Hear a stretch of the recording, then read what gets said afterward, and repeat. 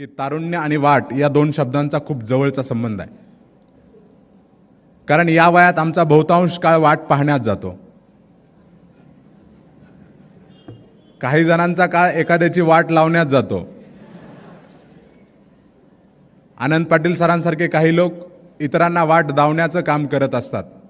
आणि इथं समोर बसलेले माझे सगळे मित्रमैत्रिणी की जे स्वतःच्या आयुष्यामध्ये स्वतःची वाट शोधण्याचं काम करत असतात. त्यामुळे तुम्ही ठरवायचं की आपल्याला नेमकं काय करायचं.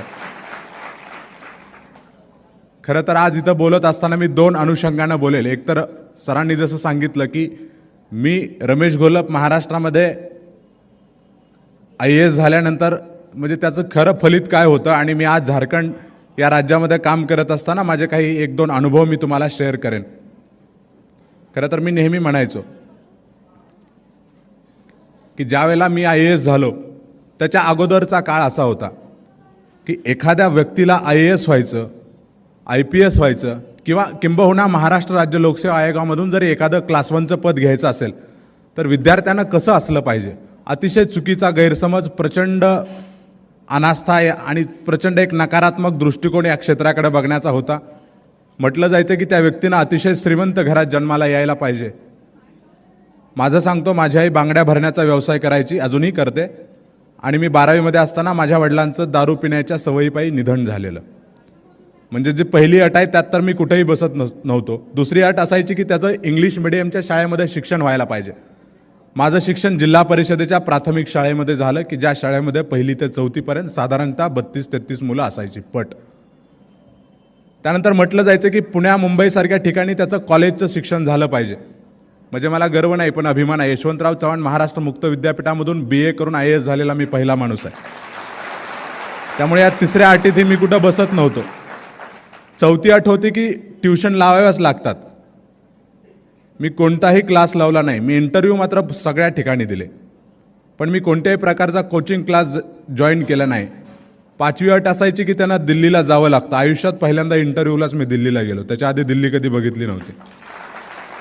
आणि पुन्हा असं सांगितलं जायचं की कमीत कमी 5 वर्ष तरी अभ्यास करावा लागतो. मी हार्डली 16 ते 17 महिने अभ्यास केला. पुन्हा एक अशी चुकीची समजूत असायची की स्पर्धा परीक्षेची तयारी करायला लागला की मुलगा आईबापांचे सुद्धा फोन उचलत नाही. आणि मुळातच मी राजकारणातून प्रशासनाकडे आलो होतो, त्यामुळे ते काय मला जमण्यासारखं नव्हतं. त्यामुळे पुण्यामध्ये जी काही माझी मित्र कंपनी आजही इथं काही जण आलेले आहेत, आम्ही अत्यंत सगळ्या गोष्टी करत म्हणजे किंबहुना अभ्यास करत असताना गावाकडून एखाद्याचा फोन यायचा की ॲक्सिडेंट झाला आहे, कोणतरी ॲडमिट आहे, रक्ताची बाटली पाहिजे, तेवढं ब्लड बँकेत फोन करून सांग, अर्ध्या किमतीत दिली तर बरं होईल. मग ते सगळं करत करत आम्ही अभ्यास केला. पुन्हा असायचं की इंटरव्ह्यू मॅनेज होतात. जर इंटरव्ह्यू मॅनेज होत असते तर रमेश घोलप किंवा विजय कुलांगे सारखी माणसं आज प्रशासनात दिसली नसती. आणि परत असं सांगितलं जायचं की नशिबात असावं लागतं. म्हणजे एवढं सगळं करून नशिबात असलं तर IAS होतं. आणि माझ्या बाबतीत आनंद पाटील सरी साक्षीदार आहेत. ज्यावेळेला माझा निकाल लागला होता 30 जून 2012ला, त्यावेळेला यवतमाळला एका कार्यक्रमात मी भाषण करत होतो. स्टडी सर्कलच्याच एका युनिटचा तिथं कार्यक्रम होता. सरही होते. 4 मेला माझा रिझल्ट लागला होता UPSCचा. 287व्या क्रमांकाने उत्तीर्ण झालो होतो आणि तिथून 30 जूनला MPSCचा लागला. त्यावेळेस मधल्या काळात 2 महिन्यात जेवढे कार्यक्रम केले होते तिथं ओपनली सांगितलं होतं. आमच्या वेळेस मेन्स डिस्क्रिप्टिव्ह होती MPSCची, पण 1600 मार्काची मुख्य परीक्षा मी लिहिली आहे. 200 मार्काचा इंटरव्ह्यू दिलेला आहे. 200 पैकी 110 मार्क जरी मला पडले तरी मी महाराष्ट्रात पहिला असेल हे मी 2 महिने अगोदर सांगितलं. आणि ज्या दिवशी, कारण शेवटी आत्मविश्वास असावा आणि तो बऱ्याच जणांकडे असतो, पण मी नेहमी म्हणतो की आत्मविश्वासाचं आलेख कसा असतो हे तुम्हाला सांगतो. एखादा मुलगा जर 10वीची परीक्षा देऊन वर्गातून बाहेर आला आणि त्याला जर विचारलं की किती मार्क्स पडतील तर तो सांगतो 100 पैकी 95 कुठं गेले नाहीत. 100% आपल्याला 95 मार्क्स तरी पडतील. 1-2 आठवडे जाऊ द्या, पुन्हा शांतपणे त्याला साईडला घ्या आणि विचारा किती मार्क्स पडतील. तो सांगतो 80ला तर मरण नाही, काही पण होऊ दे, 80च्या खाली येत नाही. अजून एखादा महिना जाऊ द्या, परत थोडं साईडला घ्या, विचारा, तो सांगेल पुन्हा अरे त्याचं बघितलं नाही का मागच्या वर्षी किती अभ्यास केला तरी त्याला 70 आले. तपासणाऱ्याचं काही खरं नसतं रे, पण आपल्याला 70 म्हणजे 100% पडणार. अजून एखादा महिना जाऊ द्या, परत तो सांगेल. किंवा परीक्षा जसं किंवा तो रिझल्ट जवळ आल्यानंतर 1-2 दिवस अगोदर विचारलं त्याला तर तो सांगेल आपलं कसं आहे, घरच्यांची फक्त पास हो एवढीच इच्छा आहे, त्याच्या पलीकडे काही घेणं देत नाही. म्हणजे अशा प्रकारे आमचा आत्मविश्वासाचा आलेख आमचा उतरता होत असतो. पण मी 2 महिने बोललो आणि त्या दिवशी यवतमाळला दुपारी 3 वाजता साधारणतः मी भाषण चालू होतं माझं आणि तेवढ्याच आत्मविश्वासानं बोलत होतो. सर स्टेजवरती होते त्यावेळेला आनंद पाटील सर. गेले 2 महिने झालं सांगतोय, अजून सांगतो, अजून एका तासानं रिझल्ट लागेल. जर का 200 पैकी 110 असतील तर अजून एका तासानं तुमच्यासमोर बोलणारा रमेश घोलप महाराष्ट्रात MPSC मध्ये पहिला असेल. कार्यक्रम संपला, मी ऑटोग्राफ देत होतो, सर पण होते.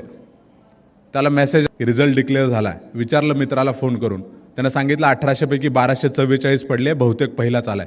आनंद पाटील सर होते. सरांनी सांगितलं फक्त पहिला नाही आला, MPSCतली महाराष्ट्रातली आजपर्यंतची सगळी रेकॉर्ड म्हणून महाराष्ट्रात पहिला आलाय. हे सगळं एवढ्या विस्ताराने यासाठी सांगितलं की जर म्हणजे एक काळ होता की तुम्ही कोणत्या घरात जन्माला आला, तुमचे आईवडील काय करतायत, तुम्ही कुठल्या शाळेत शिकताय, या सगळ्या गोष्टी इम्पॉर्टंट होत्या. आज जर विचारलं की सगळ्यात महत्त्वाचं भांडवल काय विद्यार्थ्याचं, तर ते आहे गुणवत्ता. जर तुमच्याकडे ते भांडवल असेल तर कुठेही जा, तुम्ही 100% यशस्वी व्हाल. कारण महागावसारख्या एका गावामध्ये मला आठवतंय क्रिकेट खेळत होतो आम्ही, साधारणतः 4वी-5वीमध्ये असेल. क्रिकेट खेळत असताना माझं गाव प्रकल्पग्रस्त आहे. तळ्यावरती काही कामानिमित्त कलेक्टर आले होते, तर अक्षरशः कलेक्टर कसा दिसतो हे बघायसाठी बॅट बॉल तिथंच फेकून पोरं पळत गेली होती की कसा असतो कलेक्टर. म्हणजे त्या गावात मी वाढलो. माझं माध्यमिक शिक्षण आरणला झालं, संत सावतामाळे विद्यालय आरण या ठिकाणी.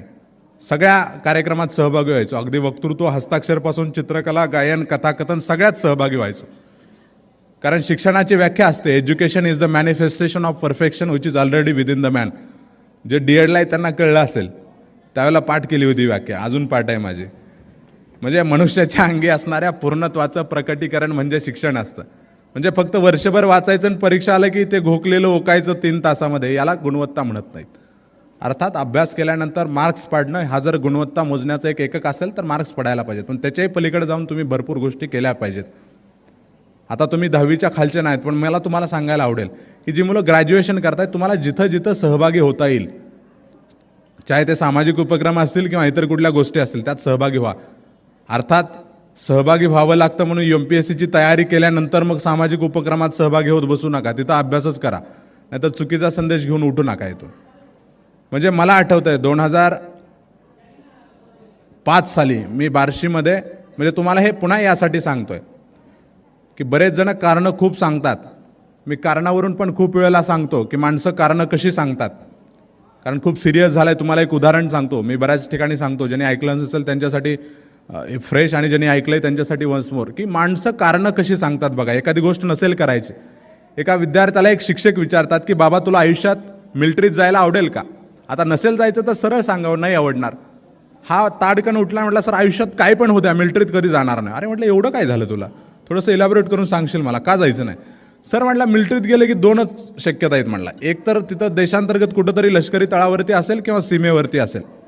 आता देशांतर्गत असू द्या म्हटलं एखादा लष्करी तळावरती, काय हरकत नाही. सीमेवरती असलं तर 2 शक्यता आहेत म्हटलं, एक तर युद्ध चालू असेल किंवा बंद असेल. सर बंद असलं तर काय हरकत नाही म्हटलं, पण चालू असलं तर 2 शक्यता आहेत. काय सांगतोय, मिलिटरीत का जायचं नाही त्याचं कारण सांगतोय, ते लक्षात राहू द्या तुमच्या. युद्ध चालू असेल किंवा बंद असेल, बंद असलं तर हरकत नाही, चालू असलं तर सर 2 शक्यता आहेत म्हटलं. एक तर मी शत्रूला मारेल किंवा शत्रू मला मारेल. मी काय 1000 जणांना मारू द्या की म्हटलं, कुठं काय प्रॉब्लेम, पण शत्रूनं मला मारलं तर 2 शक्यता आहेत. एक तर मी सापडेल किंवा सापडणार नाही, नाही सापडलं तर मला काही हरकत नाही, सापडलं तर सर 2 शक्यता आहेत म्हटलं. एक तर माझा कार्यक्रम तिथंच होईल किंवा मला गावाकडे आणतील, तिथं होऊ द्या, मला अडचण नाही म्हटलं. सर गावाकडे आणलं तर सर 2 शक्यता आहेत. मिलिटरीत का जायचं नाही, हां ते गावाकडे आणलं तर 2 शक्यता आहेत म्हटलं. एक तर जाळतील किंवा पुरतील, आमच्यात जाळतात म्हटलं, त्यामुळे 3च शक्यता आहे. जाळलं तर सर 2 शक्यता आहेत म्हटलं. एक तर त्या जागेवर झाड येईल किंवा येणार नाही, आमच्याकडे भिंतीत पण येतात मला, त्यामुळे 100% येणार तिथं. आणि आलं की 2च शक्यता आहेत जास्त, एक तर बाबळीचं येईल किंवा लिंबाचं येईल. बाबळीचं येऊ द्या सर, काय अडचण नाही म्हटलं. लिंबाचं आलं तर 2 शक्यता आहेत, एक तर त्याला लिंबोळ्या असतील किंवा नसतील. मिलिटरीत का जायचं नाही, हां लिंबोळ्या असतील किंवा नसतील, असल्यावर काय अडचण नाही, मग नसतील तर काय अडचण नाही, पण असतील तर 2 शक्यता आहेत म्हटलं सर. एक तर त्याच्यापासून औषधं तयार केली जातील किंवा सौंदर्य प्रसाधनं तयार केली जातील. औषधं करू दे की म्हटलं सर, रोग्यांना बरेच करणे इतकं पुण्य कशात आहे, सरला समजवायला लागलं परत.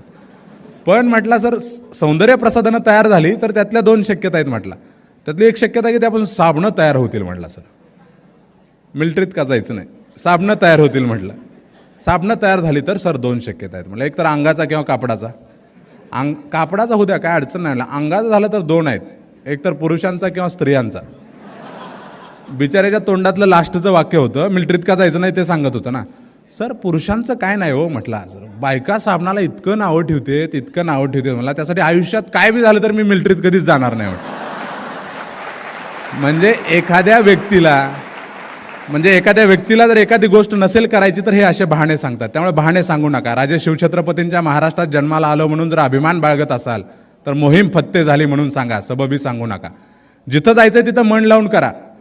कारण आमिर खान म्हणतो ना, दिल में लगी तो बात बनी. एकदा इथं लागायला पाहिजे आणि ते करणाऱ्याच्या लागायला पाहिजे. आमच्यात आईबापांच्या शिक्षकाच्या जास्त लागलेलं असतं. म्हणजे मला काय व्हायचं हा माझा निर्णय असला पाहिजे. मला IAS व्हायचं हे माझ्या आईबापांनी ठरवलेलं नव्हतं, माझ्या मनाचा तो आवाज होता. विद्यार्थी संघटनेवरती, नेहरू युवा मंडळावरती, तंटामुक्त समितीवरती काम करत असताना मला असं वाटलं, तहसीलदारला निवेदन द्यायला गेल्यानंतर मला असं वाटत होतं मनातून की मी तहसीलदार असतो तर हे काम अधिक चांगल्या पद्धतीने केलं असतं. म्हणजे नेहमी मी म्हणतो, लोकांसाठी काम करण्याची तळमळ हीच माझी प्रशासनात येण्यामागची प्रेरणा आहे आणि मरेपर्यंत मी माझ्या प्रेरणेशी बेईमानी कधी करणार नाही. त्यामुळे जिथंही जाईन तिथं मनापासून काम करत राहील. आता जी मुलं तयारी करतील हे सगळं सांगितलं, कारण एवढ्या सगळ्या अडचणी होत्या तरी मी केलं. एक प्रसंग छोटा सांगतो. मला पुण्याला जायचं होतं, शिक्षक झालो मी. पुण्याला जायला पैसे नव्हते, तर अक्षरशः मी प्रायव्हेट फिनान्सवाली जी लोकं फिरायची ते गाई घ्यायला कर्ज द्यायची. शेजारच्याची गाई दाखवली, तिच्याच कानाला बिल्ला मारला आणि 18,000 रुपये त्यांच्याकडून उचलले आणि ते घेऊन पुण्याला गेलो. त्यातल्या काहीची पुस्तकं घेतली. पुण्याला गेलो तहसीलदार व्हायचं म्हणून. पोरांनी सांगितलं, मित्रांनी तुझी लय हवा केली इथं, तहसीलदार व्हायचं काय म्हणू नको, कलेक्टर व्हायला आलोय म्हण. सप्टेंबर 2009 मध्ये मी UPSC करण्याचा निर्णय असा घेतला. त्यामुळे ज्यांना वाटत असेल की लहानपणीच ठरवावं लागतं तर ते मनातून काढून टाका. एकदा ठरल्यानंतर म्हणजे चांगला निर्णय हे अर्ध यश नसतं. चांगल्या निर्णयाची अंमलबजावणी लगेच सुरू करायला पाहिजे. आणि तिथून मग मी सुरुवात केली. प्रचंड अभ्यास केला. पहिल्या वर्षी UPSC नापास झालो. सेल्फ स्टडी करत होतो. म्हणजे 16 तास अभ्यास केला होता. त्यावेळेला मुक्त विद्यापीठामध्ये तृतीय वर्षाला होतो मी. प्रचंड अभ्यास करायचो. म्हणजे दररोज 16 तास केला होता असं म्हणणार नाही, ते होत पण नसतो. पण ज्यावेळेला जिथं असेल तिथं 100% द्यायचं. खरं तर मी काही गोष्टी सांगत नाही भाषणामधून, पण आता सांगायला काय हरकत नाही, कारण ते आता कळाले असतील बऱ्याच जणाला ज्यांनी कालचं माझं पुस्तक वाचलं असेल. खरं तर आयुष्यात कधी काळी आपणही भरकटतो, पण शेवटी माझं चुकतं आहे हे कळायला अंतर्मनात एकदा डोकावलं आणि कळलं की त्यापासून आपण दूरही होऊ शकतो. मी कुठं सांगितलं नाही, पण या स्पर्धा परीक्षेत तुमच्या सर्वांच्या साक्षीनं माझ्या आयुष्यातला भरकटलेला काळ तुम्हाला सांगतो. माझा D.Ed झालं होतं. महागाव गाव पुनर्वसन, झाडं नव्हती. करायचं काय दुपारी हा प्रचंड मोठा प्रश्न माझ्यासमोर होता. कारण लाईट नसायची, घरी TV नव्हती. मावस बहिणीच्या इंदिरा आवासच्या एका खोलीत मी, माझा मोठा भाऊ आणि माझी आई राहायचो. मग काय करायचं हा प्रश्न. गोट्या खेळत असताना, D.Ed झाल्यानंतरची गोष्ट आहे, गोट्या खेळत असताना 5-7 रुपये आले एकदा गोट्या खेळताना. मग जुनं जे गाव होतं तिथं जनावरं राखायला जायचे माझे मित्र, आणि ते जनावरं राखायला मग ते जनावरं सोडून द्यायची आणि पत्त्यांचा डाव खेळत बसायचे ते. मग भरपूर दिवस त्या खेळामध्ये प्रेक्षक असणारा मी कधी त्यातला खेळाडू झालो मला कळलंच नाही. आणि अगोदर 1-2 रुपयाने खेळणारे आम्ही एका महिन्याच्या आत तर 100-200 जाऊन पोचलं सगळं. आणि परफॉर्मन्स इतका चांगला होता की 1-2 महिन्यात मोठ्या टीममध्ये दाखल झालो. तिथं आमचे सहकारी होते रिटायर्ड शिक्षक, मिलिटरीतली लोकं, आणि त्या सगळ्यांबरोबर हा सगळा कार्यक्रम चालायचा. सकाळी 10 वाजल्यापासून जोपर्यंत दिसतंय तोपर्यंत तेच काम करायचं. काय आई त्यावेळेला प्रचंड तिला माझं टेन्शन आलेलं, पण मी तिला सांगायचो की माझी सुट्टी संपली की हे सगळं मी सोडून देईन. आणि त्यानंतर सुट्टी संपली, ते सगळं सोडूनही दिलं. ते व्यसन होतं, वाईटच होतं, यात काय प्रश्नच नाही. पण मी आजही नेहमी उपहासानं म्हणतो की माझ्या यशात उन्हाळ्याच्या त्या 2 महिन्याचा खूप मोठा वाटा आहे. कारण एका ठिकाणी 10-10 तास बसायची सवय मला त्या उन्हाळ्यानं लावली होती. अभ्यास करत असताना मी खूप वेळ एका ठिकाणी बसायचो. आणि मी पहिलं अपयश आलं, UPSCची प्रिलिम्स फेल झालो. गावाकडे पुन्हा निवडणूक लढवली, आईचा पराभव झाला त्यात पण सगळं. आणि सातत्यानं अपयश आल्यानंतर 2 गोष्टी घडतात. एक तर माणूस खचून जातो किंवा खूप काहीतरी मोठं करायचं ठरवतो. आणि मग मी ठरवून बाहेर पडलो. आणि मग तिथून सांगितलं की आता IAS झाल्याशिवाय गावात परत येणार नाही. 18 महिने गेलो नाही. ज्यावेळेस गेलो त्यावेळेला प्रचंड मोठी मिरवणूक काढली. आईच्या मिरवणुकीत सहभागी होता आलं नाही. आईची ग्रामपंचायतीची मिरवणूक काढता आली नाही, म्हणून हरून गावातून बाहेर पडलेला तिचा मुलगा ज्यावेळेला अधिकारी होऊन गावात आला, ती मिरवणूक पाहिल्यानंतर ती असेल, माझा भाऊ असेल, माझ्यावरती प्रेम करणारी सगळी मित्रकंपनी असेल, या सगळ्यांच्या चेहऱ्यावरती प्रचंड आनंद, समाधान होतं. आणि त्या सगळ्याचं कारण मी होतो. याच्या इतका आयुष्यातला चांगला क्षण कोणता नव्हता. कारण ज्यावेळेला तुमच्यावरती प्रेम करणारी माणसं सुखी समाधानी असतात आणि त्यांचं कारण तुम्ही असता, याच्या इतकं सुख कोणतं नाही. त्यामुळे जी लोक तयारी करतात आईबापांना कधी फसवू नका. जी मुलं प्रिपरेशन करतायत त्यांना मी एक 5-7 टप्पे फक्त मग सांगेन, कारण बरेच जण विचारतात की सर अभ्यास कसा करू, कधी सुरुवात करू. सगळ्यात महत्त्वाचं इथं मी ग्रामीण भागात मागच्या साहित्य संमेलनात म्हटलं होतं की 3 गोष्टी लक्षात ठेवा. ग्रामीण शब्द पेटणं, भेटणं आणि रेटणं. माणसानं पेटायला पाहिजे पहिल्यांदा, कोणतरी मार्गदर्शनासाठी भेटायला पाहिजे, आणि रेटणं म्हणजे 2 वर्ष तरी अभ्यास करायला पाहिजे कमीत कमी. तर सगळ्यात महत्त्वाचं पहिलं की जे म्हणतो आपण की पेटणं, मला अधिकारी व्हायचं आहे, हा तुमच्या मनातून पहिल्यांदा आवाज आला पाहिजे. मग ते मोटिवेशन तुमचं कुणीतरी असायला पाहिजे. माझं मोटिवेशन माझी प्रेरणा होती, माझी परिस्थिती होती, जी म्हणजे माझी प्रेरणा जी होती ती माझी परिस्थिती होती हलाखीची, की त्याच्याकडे बघून मी शिकत राहिलो. तसं तुमची एक प्रेरणा ठरवा. खूप सुंदर पुस्तक आहेत, त्यापैकी एखादं वाचा, आणि ते वाचल्यानंतर तुमच्या मनात आलं पाहिजे की अरे मला अधिकारी व्हायचं आहे. ते एकदा आल्यानंतर स्पर्धा परीक्षेत सगळ्यात चांगले 2 गुरु असतात. एक म्हणजे स्पर्धा परीक्षेतला सिलेबस, आणि दुसरा म्हणजे मागच्या 2-3 वर्षाच्या प्रश्नपत्रिका. या 2 गोष्टीवरती जितकी चांगली तुमची कमांड असेल तितक्या खूप लवकर तुम्ही यशस्वी व्हाल. एकदा स्पर्धा परीक्षेचा अभ्यास सुरू केल्यानंतर जर तुम्हाला वाटत असेल की मला काहीतरी पाठ करायचं आहे, तर सिलेबस पाठ करा. म्हणजे तुम्ही पेपर वाचायला घेतला, एखादी बातमी वाचत असाल, तर तुमच्या मनात ते पूर्ण स्ट्रक्चर असलं पाहिजे. प्रिलिम्स, मेन्स, इंटरव्ह्यू हा कुठं विचारला जाऊ शकतो हे तुमच्या मनात आलं पाहिजे लगे. त्यामुळे त्याचा अभ्यास खूप चांगला करा सिलेबसचा. दुसरं असतं की मागच्या 2-3 वर्षाच्या प्रश्नपत्रिका बघा, कारण कशाला किती वेटेज आहे हे कळायला पाहिजे. कधीकाळी आम्ही अशाच गोष्टी, म्हणजे ज्यावेळेला आम्ही डिस्क्रिप्टिव्ह लिहायचो, मी एक उदाहरण सांगतो. ज्याला आता UPSCला आहे अजून डिस्क्रिप्टिव्ह, समजा तुम्ही हिस्ट्रीचा अभ्यास करताय, प्लासीची लढाई वाचत असताना आमचं जास्त कॉन्सन्ट्रेशन 23 जूनवरती असतं. 23 जून 1757, 23 जून 1757, उठलं की तेच लक्षात आहे का नाही ह्याच्यावरून टेन्शन घेत बसतो. आणि जर तुम्ही प्रश्न बघितले मेन्सचे, तर प्रश्न असे असतात की the battle of Plassey was not a real battle, it was just a skirmish, की ती लढाई नव्हती, चकमक होती. मला सांगा त्यात 23 जून कुठं लिहावं लागतं? तिथं तुम्हाला 23 जून नाही आठवलं तर जून 1757 लिहा. जून पण नाही आठवलं 1757 लिहा. 1757 नाही आठवलं 18व्या शतकातल्या 6व्या दशकातल्या, नाही आठवलं 18व्या शतकातल्या, तरीसुद्धा चालतं. त्यामुळं मी ह्यासाठी म्हणलं की तुम्ही क्वेश्चन बघा, कारण तिथं काय लिहावं लागतं हे कळायला पाहिजे. आणि हे एक लक्षात ठेवा, प्रिलिम्स, मेन्स आणि इंटरव्ह्यू 3 टप्पे आहेत, तिन्हीच्या डिमांड वेगळ्या आहेत.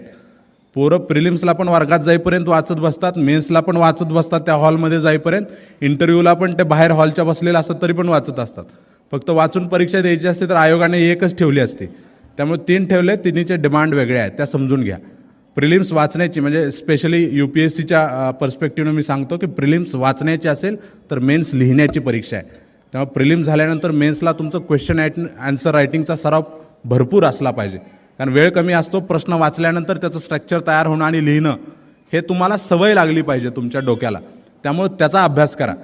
आणि मग सिलेबस आणि क्वेश्चन पेपर एकदा बघितला की तुम्ही रेफरन्स मटेरियल ठरवा. हा सगळ्यात क्रुशियल टप्पा आहे. अर्थात त्याला तितकंही अवाढव्य महत्त्व द्यायची गरज नाही, कारण एवढे चांगले मार्गदर्शक आहेत. तिथं तुम्ही त्यांना जाऊन विचारलं की मी कोणती पुस्तकं वाचू, पण एक काळ होता की एखादं पुस्तक वाचलं की चालायचं. तर तसं करू नका आता, कारण ज्या अर्थी ऑब्जेक्टिव्ह झालं आहे त्याचा अर्थ आहे की तुम्हाला खूप डेप्थमध्ये वाचावं लागेल. आता डेप्थमध्ये म्हणून मग नेपोलियनचं नाव आलं की नेपोलियनवरचे 4 ग्रंथ आणून वाचायची गरज नाही. मग इथं तज्ज्ञ होण्यासाठी नाही, मार्क्सवादीच राहा. मार्क्स पाडायचे तेवढे एकच टार्गेट ठेवा, कारण शेवटी काय आहे 1757 प्लासीच्या लढाईचा आणि कलेक्टरचा काही संबंध नसतो, असं माझं मत आहे. त्यामुळे ते परीक्षेसाठी आहे, परीक्षेसाठीच वाटायचं. कधी कधी असं होतं की मुलं एवढी तज्ज्ञ होण्याचा प्रयत्न करतात त्याच्यात. आता एखादा तुम्ही क्वेश्चन पेपरचं ॲनालिसिस केलं, सिलेबसचं ॲनालिसिस केल्यावर जर तुम्हाला कळालं की या घटकावरती जास्तीत जास्त 5 मार्कालाच प्रश्न येऊ शकतो, तर त्यात किती डेप्थमध्ये जाणार कारण नसताना. तुम्ही 10 ओळी माहीत असले तर सफिशियंट झालं तुम्हाला. त्यामुळे ते अगोदर बघा कशाला किती वेटेज. आणि दुसरं सगळ्यात महत्त्वाचं की तुमचं टार्गेट ठरवा की मला किती मार्क्स आणायचे, ते कुठून आणायचे हा तुमचा प्रश्न आहे.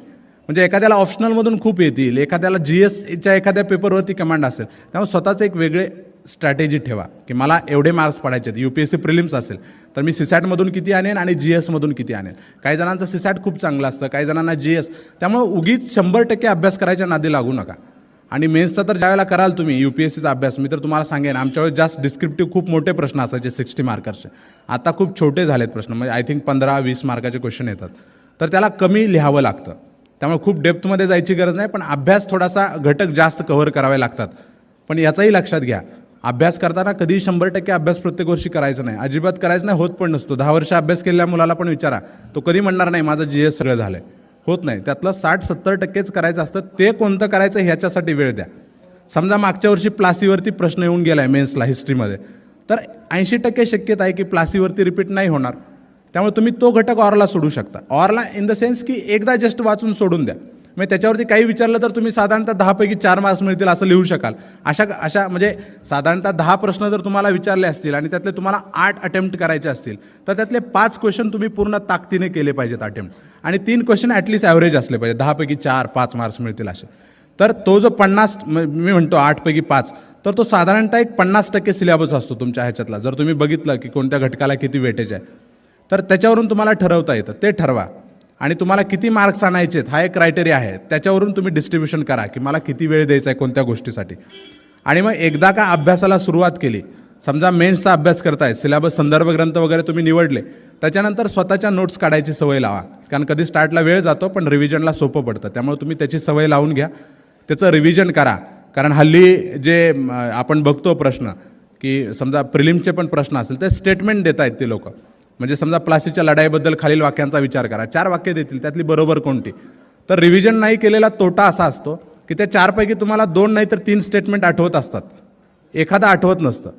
आणि त्यामुळं असं होतं की ते कन्फ्यूज होतो आपण, आणि थोडं खूप वेळा वाचलेलं पण असतं. त्यामुळे जर रिव्हिजन नसेल घ्यावी लागू शकते. त्यामुळे रिव्हिजनला महत्त्व द्या. आणि सगळ्यात महत्त्वाचं की परीक्षेच्या अगोदर ती क्वेश्चन पेपर सोडवा. 2, 4, 5 जेवढे शक्य होतील तेवढे सोडवा. कारण बऱ्याच वेळेला पेपरला गेल्यानंतर हॉलच्या बाहेर आलं की कळतं माझं हे चुकलं आहे. कारण त्या वातावरणात सोडवायची सवय आपल्याला नसते. त्यामुळे त्याची एक सवय लावा. आणि टाईम मॅनेजमेंटचा भाग आहे. सीसॅटला अजून 1 तास दिला तर मला वाटतं अजून 20-30% मुलं पास होतील. तिथं वेळ पुरला नाही ही एकच समस्या असते. त्यामुळं तिथं वेळेत सोडवायची सवय लावा. आणि उतार्यासारखे प्रश्न असतील की तिथं काय म्हणजे शेवटी त्यांना काय एक्सपेक्ट आहे हे कळायला पाहिजे.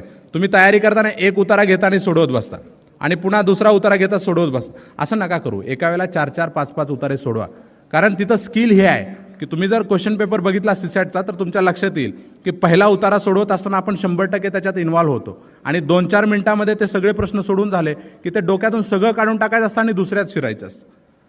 पुन्हा दुसऱ्याला 5-6 मिनटं मॅक्झिमम दिली तर ते सगळं दोन्ही उतारे डोक्यातून काढायचे आणि तिसऱ्या उतारात शिरायचं. हे खरं स्किल आहे. कारण 3-4 उतारे वाचले की असं वाटतं की नापास झालं तरी चालेल पण मी आता उतारा वाचणार नाही, एवढं जाम होऊन बसतं. त्यामुळे त्याची सवय तुम्हाला झाली पाहिजे. त्यामुळे उतारे सोडवत असताना एकावेळी 4-5 घेऊन ते सोडवायची प्रॅक्टिस करा. आणि मुलाखत आहे, मुलाखतीचं खूप काही टेन्शन घेऊ नका. कारण अर्थात कॅज्युअली घ्या असं मी म्हणत नाही आहे, पण मुलाखत म्हणजे शेवटी पर्सनॅलिटी टेस्ट असते, 4-2 दिवसात डेव्हलप नाही होत. आणि मग जसं की तुमचं बायोडाटा असेल, तुमचं एज्युकेशन असेल, तुम्ही कुठं तर काम केलं असेल, करंट इव्हेंट असेल, शेवटी मुलाखत देताना तुम्ही घटनेच्या विरोधात तर बोलत नाही ना, महिला सबलीकरणाच्या किंवा म्हणजे खूप एक्स्ट्रीम तर तुमचा कुठला स्टँड नाही आहे ना. कॉमन सेन्स जर असेल तर एक म्हणजे खूप काहीतरी ब्लंडर करू नका फक्त मुलाखतीला. आणि जे आहे ते मन मोकळेपणानं व्यक्त व्हा तिथं. कारण शेवटी बऱ्याच वेळेला असं होतं की मुलं पाठ करून जातात उत्तरं. म्हणजे मला माहीत नाही त्यात किती सत्यता आहे, पण आमच्या वेळेला असं एक उदाहरण सांगितलं जायचं की एका विद्यार्थ्यानं खूप चांगली उत्तरं दिली आणि त्याला खूप कमी मार्क्स आले. काही 1-2 वर्षांनी त्याला ते मुलाखत घेतलेले भेटले परत पॅनलवाले अध्यक्ष. त्याने विचारलं की सर माझा असा इंटरव्ह्यू खूप छान झाला होता, मी प्रत्येक प्रश्नाची खूप चांगली उत्तरं दिली होती, तरी मला कसं काही कमी मार्क्स आले.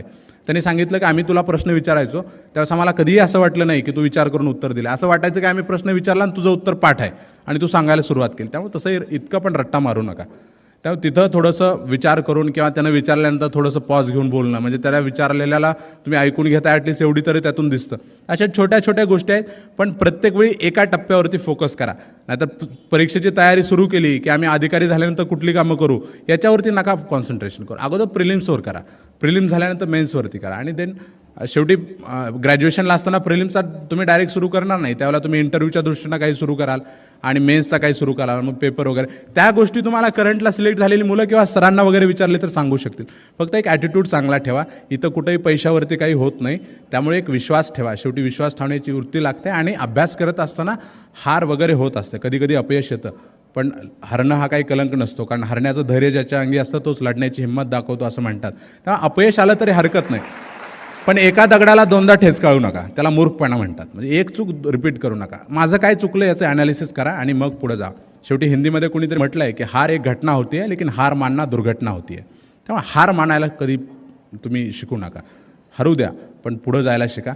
शेवटी कालच्या जे मुलाखत घेतली होती श्रीकर परदेशी सरांची, त्यांच्या मुलाखतीमध्ये हा विषय निघाला होता की साधा 10 किलोमीटर ट्रान्सफर केली तरी ती मानसिकता नसते. तर तुम्ही ज्या सर्व्हिसमध्ये जायचं ही मानसिकता करून या की मला माझ्या देशासाठी काम करायचं. नागालँडमध्ये जरी टाकलं तरी मी तेवढ्याच ताकदीनं काम करेन.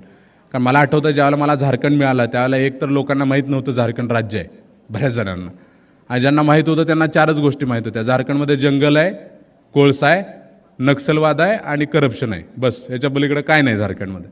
पण आज तिथं गेल्यानंतर काम करत असताना मला कळतं की तिथली लोकं प्रचंड दारिद्र्यामध्ये आहेत, प्रचंड गरिबी आहे, नक्सल सेन्सिटिव्ह आहे, नो डाऊट. म्हणजे ज्या खुटी जिल्ह्यात मी काम करतो तो देशातला सगळ्यात जास्त नक्सल सेन्सिटिव्ह डिस्ट्रिक्ट आहे. पण प्रत्येक गोष्टीचे काही ॲडव्हान्टेज असतात. मी नेहमी उपासना म्हणतो ॲटलिस्ट महाराष्ट्रात कधी आलं तर कुणी गडचिरोलीला टाकतो तरी म्हणणार नाही, कारण तिकडं काम करून आल्यानंतर त्या गोष्टी काही वाटत नाही. पण तिथं काम करत असताना आज मला जाणवतं, मी 1-2 अनुभव सांगतो. खरं तर ज्यावेळेला मी काके म्हणून एक ठिकाण आहे, प्रोबेशन पिरियडमध्ये 1-1 महिन्याचं BDO वगैरे केलं जातं तुम्हाला, 5 आठवडे 6 आठवडे. तर त्यावेळेला काम करत असताना एके दिवशी माझ्याकडे काही आदिवासी संघटनेची मुलं आली आणि त्यांनी सांगितलं की सर 3-4 दिवसापूर्वी एका बसचा ॲक्सिडेंट झाला. लग्नाला जात असताना सरकारी हॉस्पिटलला नेल्यानंतर 40-45 जण जे ॲडमिट होते, 5-6 जण जागेवरती डेथ केले होते. त्यापैकी 20 जणांना ठेवून घेतले आणि बाकीच्यांना फक्त ड्रेसिंग करून पाठवून दिले. आणि थंडी म्हणजे तुम्ही वाचला असेल, कांकेमध्ये मागच्या 4-5 दिवसात 0 टेम्परेचर होतं आणि प्रचंड थंडी असते. 4-5पर्यंत येतं नॉर्मली टेम्परेचर, कारण हिल स्टेशन टाईप फिलिंग आहे रांचीमध्ये, कारण ते बिहारची उन्हाळ्यातली राजधानी होती. आणि मग त्यांनी सांगितलं की हे जे 20 जण घरी पाठवले आहेत, हे एवढी थंडी आहे आणि घरी काहीच नाही आहे त्या लोकांच्या, त्यामुळे त्यातले जर नाही काही बघितलं तर 4-5 दिवसात अजून 4-5 जण मरतील त्यातले. मग त्याच्या अगोदर मग मी सरकारी माझं जे तालुक्याचं आरोग्य केंद्र होतं तिथल्यांना फोन केला, डॉक्टरांना वगैरे, एका NGOला फोन केला, डॉक्टरांना सांगितलं की एखाद्या तासामध्ये टीम तयार करा, आपण जाऊया त्या गावामध्ये. मग त्या गावामध्ये गेलो आम्ही, माझी व्हेकल आणि त्यांच्या 1-2 व्हेकल एका ठिकाणी उन्हामध्ये कॉट टाकले आणि सगळ्यांना आणून त्याच्यावरती उपचार केले. एका डॉक्टरांना सांगितलं की आता यापेक्षा जास्त उपचाराची ज्यांना गरज आहे त्यांची लिस्ट काढा. मग त्यांनी 10-12 जणांची नावं काढली. मग मी तिथं रिम्स म्हणून एक हॉस्पिटल आहे त्याच्या डायरेक्टरला आमच्या कलेक्टर सरांना बोलायला लावलं आणि सांगितलं की सर उद्या या 10 जणांना पाठवतो, यांच्यावरती उपचार करणं गरजेचं आहे. आणि मग एका डॉक्टरांना बोलवलं आणि त्यांना सांगितलं की उद्या सरकारी आपली गाडी आणायची आणि या 10 जणांना न्यायचं. मग ते कसं न्यायचं ते वगैरे बघा. आणि तिथल्या लोकप्रतिनिधीला सांगितलं, मी मुखिया म्हणतात, त्याला सांगितलं की बाबा हा माझा नंबर आणि हा यांचा नंबर, नाही काय झालं तर मला सांगशील. मग ते गेले. जात असताना त्यातले 4-5 लोक माझ्याकडे आले आणि म्हटले की सर खूप मोठी गोष्ट आहे तुम्ही केली, आम्हाला वाटत पण नव्हतं अधिकारी येईल, त्यात IAS BDO तर आमच्या गावात येईल असं कधी वाटत नव्हतं, कारण तिथं मोस्टली मुवमेंट खूप रिस्ट्रिक्ट आहे, कारण नक्सलचा थ्रेट असल्यामुळे जास्त जात नाहीत. तर म्हणले वाटत नव्हतं, तुम्ही आलात, खूप केलं, तरी पण आलात म्हणून एक गोष्ट हक्कानं बोलतो सर, झालं तर बघा. म्हटलं काय? तर सर म्हणले ह्यातले 10-15 जण असे आहेत की यांच्या घरात 2 जण असतील तर दोघांचे ॲक्सिडेंट झालेले आहेत, घरात खायला राशनचा एक दाणा पण नाही आहे सिंगल, तेव्हा खायला काहीच नाही आहे यांच्या घरात, काय करता आलं तर बघा. ऑफ द रेकॉर्ड सांगतो, पण काही चांगल्या गोष्टी केलेल्या काही बोलायला हरकत नाही. BSOला बोलवलं, ब्लॉक सप्लाय अफसरला, आणि सांगितलं की उद्या यांच्या घरात 50-50 किलो तांदूळ पडायला पाहिजेत, कसे करायचे तू बघ. आणि त्यानं नेऊन टाकले, त्यांना येऊन सांगितलंय, कारण कोणत्याही गोष्टीसाठी लोक करतात. सांगतो 3-4 दिवसांनी त्यातली 2-3 लोकं माझ्याकडे आली होती, ऑफिसमध्ये येऊन रडली. त्यांच्या तोंडातलं वाक्य होतं की साहब उस दिन आप अगर नहीं आते तो काश हो सकता है कि आज हम इस दुनिया में नहीं होते. मग तो एक आनंद असतो की आपण कुणासाठी काहीतरी करू शकलो. म्हणजे ज्या गोष्टीसाठी मला खंत वाटायची की आम्हाला इंदिरा आवास मिळायला पाहिजे, त्या इंदिरा आवासवरती आज त्यांच्या सिलेक्शन करण्याच्या पद्धतीमध्ये किंवा गरजूंना मिळावं म्हणून प्रयत्न करण्याची संधी मिळते, त्यावेळेला त्यातला आनंद वेगळा आहे. कारण खुटीमध्ये गेल्यानंतर स्टार्टला हॉटेलमध्ये गेलो आम्ही की हॉटेलमध्ये अत्यंत दुरावस्था होती. त्या स्वच्छतेसाठी फूड इन्स्पेक्टरला घेऊन गेल्यानंतर तिथल्या हॉटेलमध्ये सुधारण्यासाठी आम्ही 1-2 हॉटेल बंद केली. पण 70-75 वर्षाच्या म्हातारीला काम करताना तिथं बघितल्यानंतर आम्ही तिला विचारलं की तुला पेन्शन मिळते का? तर पेन्शन मिळत नाही म्हटली. मग 60 वर्षाच्यांना पेन्शन मिळते, प्लस ती विधवा होती, का मिळत नाही याचा खुलासा झाल्यानंतर ती म्हणाली की नवरा मरून 30-40 वर्ष झाली, त्याचं काही कागद माझ्याकडे नाही, त्यामुळं मृत्यूचा दाखला नाही, त्यामुळे ते काही देत नाहीत पेन्शन, विधवा पेन्शन. मग मी म्हटलं वृद्धा पेन्शनचं तर काय झालं? तर त्यांनी सांगितलं की आधार कार्ड तेवढं आहे माझ्याकडं, आणि आधार कार्ड काढत असताना त्यांनी सांगितलं की मी 70 सांगितल्यानंतर त्यांनी 70 वय लिहायचं सोडून माझं 1970 जन्मतारीख लिहिली. तेव्हा माझं 75-80 वय आहे, तरीसुद्धा त्याच्यावरती 40-45 वर्ष दिसतं, त्यामुळे मला दिना गेलेत पेन्शन. मग तिथून आल्यानंतर आम्ही 3 बोलेरो केल्या, त्याच्यामध्ये एक मेडिकल ऑफिसर ठेवला. त्या मेडिकल ऑफिसरला सांगितलं की जिथं गेल्यानंतर तुम्हाला वाटेल की याचं वय 60 वर्ष आहे, ते सर्टिफिकेट तिथंच द्यायचं, की बाहेरून बघण्यावर म्हणजे एक्सटर्नल ॲपिअरन्सवरून यांचं वय 60 वर्षापेक्षा अधिक वाटतं. तो सर्टिफिकेट तू देशील. एक फोटोग्राफर बसवला, त्याला सांगितलं की फोटो तू काढायचे जाऊन गेल्यानंतर. आमचे फॉर्म भरणारे 2 जणं बसवले, आधार कार्ड बनवणारा बसवला आणि एक बँकेचा कर्मचारी बसवला. आम्ही आमची गाडी गावामध्ये जायची, तिथं फॉर्म भरायचे, तिथं फोटो काढायचा. सर्टिफिकेट नसेल एजचं तर तिथंच डॉक्टर सर्टिफिकेट द्यायचा, आधार कार्ड नसेल तर तिथंच बनवलं जायचं आणि 3-4 दिवसामध्ये फिरून आम्ही जवळपास 3,000 लोकांना पेन्शन दिल्या. आणि ही अशी लोकं होती की ज्यांना आयुष्यात म्हणजे त्या पेन्शनसाठी किंवा बँकेचं खातं उघडण्यासाठी एकदाही कोणत्या ऑफिसला जावं लागलं नाही. त्याचं फलित असं होतं की म्हणजे लिंबासारखा आडकी म्हणून प्रखंड आहे माझा, एवढा नक्सल सेन्सिटिव्ह आहे की तिथं बाईकवरती आम्ही गेलो होतो. मॅजिस्ट्रियल इन्क्वायरी होती, एका नक्षलवाद्याला मारल्यानंतर त्याची इन्क्वायरी करायला आम्ही गेलो होतो. आणि परिस्थिती अशी आहे तिथं की रोड बनत असतानाच IED लावून ठेवले जातात, त्यामुळे एवढी थ्रेट आहे नक्सलचा. आणि मग त्या ठिकाणी आम्ही गेलो, जाताना ते रोड ओपनिंग पार्टी वगैरे लावतात. तुम्हाला असं वाटतं की कारगिलला चाललो की काय हा फील असतो तिथं. म्हणजे ते असं वाटतं की कधी स्फोट होईल आणि मग कुठं तुकडे असतील असं ते मनामध्ये वाटत असतं. म्हणजे जाताना एखादा कुठं खड्डा खांदलेला दिसला तरी उतरून लगे बघतात की काय आहे का इथं लावलं आहे का. मग ते road opening party area domination वगैरे केलं आणि आम्ही गेलो. ठराविक जागेनंतर पुढं आम्ही मोटरसायकलवरती गेलो होतो. 10-12 मोटरसायकल, AK-47 घेऊन बसलेले ते पोलीस, त्यांचा तो ड्रेस, असं वाटायचं की आपला दस्ता चालला की काय कुणास ठाऊक. म्हणजे आपणच एक नक्सल ग्रुप आहे की काय असं वाटत होतं. तिथं गेलो, इन्क्वायरीला सुरुवात केली. एकही माणूस बाहेर यायला तयार नव्हता. 1.5 महिन्यापूर्वी तिथं एका नक्षलवाद्याला मारलं होतं आणि त्याची मॅजिस्ट्रियल इन्क्वायरी होती माझ्याकडं. कुणीही बाहेर यायला तयार नाही. शेवटी ॲडिशनल SP जो होता ऑपरेशनचा, त्यांनी सांगितलं की SDO साहेब आहे.